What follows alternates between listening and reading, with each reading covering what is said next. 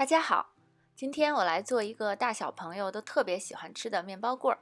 食材和方法简单到无话可说，但要想做到超越一般的好吃，我想分享给大家的有2点，一个是用一些天然酵种，第二个冷藏发酵。我们先来看看做法吧。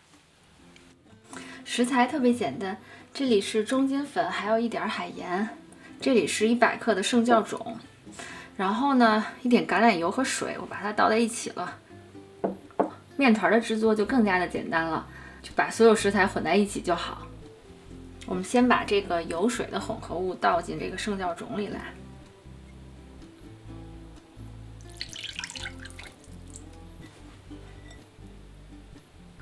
面粉和盐也倒进来，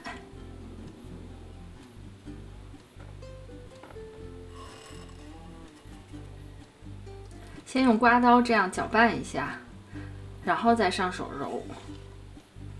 加了油的面团呢就比较好揉一些。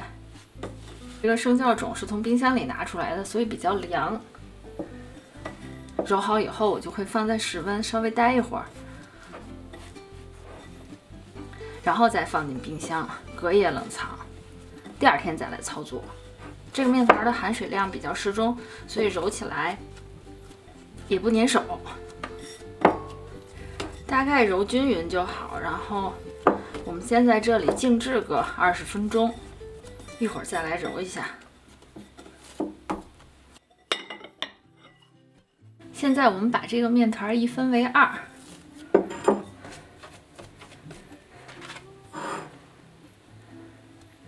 这一半我先再揉一下，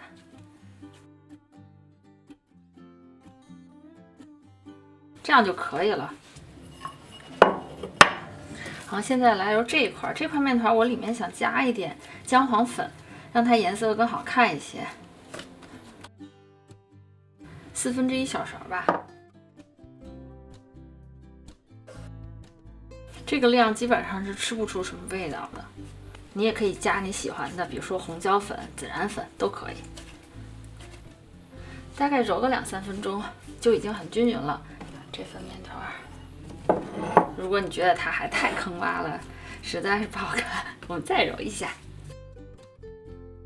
好，揉到这样就行了。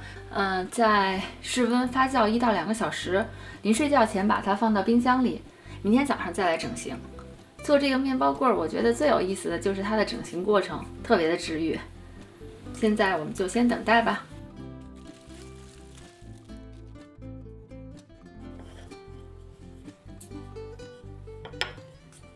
早上从冰箱取出面团，用擀面杖擀成一个长方形，然后切成11份。经过了1夜冷藏松弛的面团非常的有延展性，很容易撑开和搓长。我喜欢做的比较长，很好玩，所以搓到大约15寸长，刚好符合这个烤盘的长边儿。这个长度供你参考。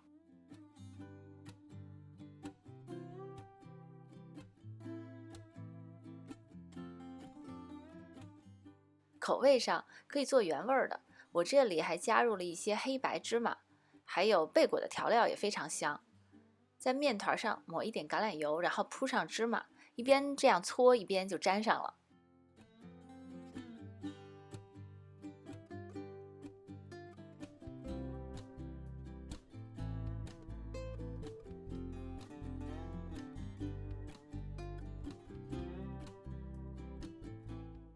另外一份姜黄粉面团也如法炮制。假如你切分的时候不太均匀，像我这样把它们合在一起，继续搓长，完全没有问题。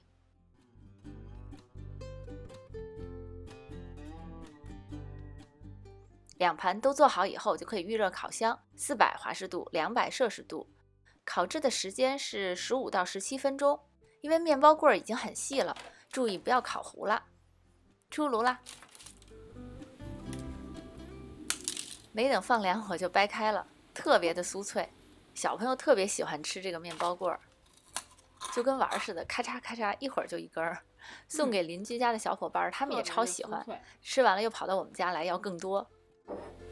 这根是我前2天做的，还是挺脆的。简简单单的食材和方法，吃起来没什么负担，又觉得很有趣味，怪不得这么受欢迎。对了，我还消耗了酵种，没有额外添加苏打粉，没有任何酸味，而且越吃越香，强烈推荐。这根是用的 Everything Bagel 的那个调料，里面有一些蒜片，也很好吃。如果你也尝试了，欢迎留言给我。谢谢观看，下次见。